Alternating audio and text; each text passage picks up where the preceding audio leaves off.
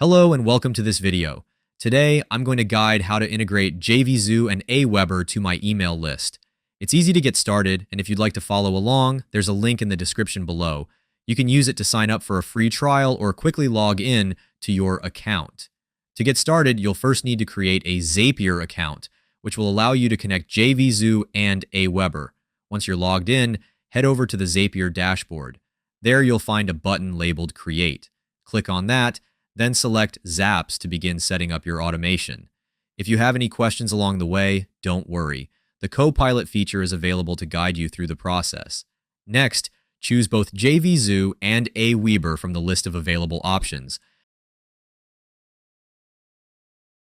Be sure to fill in all the required details on the right side of your screen.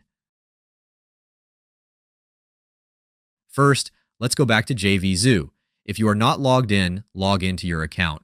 You will see a Sign In button. Click on it, enter the API key, and then click on Continuous. Now, repeat this process to connect your AWeber account. If you have already connected your AWeber account to Zapier, you can skip this step. If you haven't connected your AWeber account yet, you'll see a Select option. Click on the Select button, enter your Gmail address and password, and then allow the connection by clicking Allow. After connecting both accounts, take a moment to configure your settings as needed.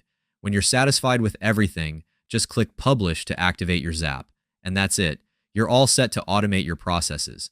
I hope this video clarifies the steps and makes the entire setup easy for you. I'm offering a free email list building course in the description below where you can learn how my team and I generate over $80,000 in commissions while growing our email list.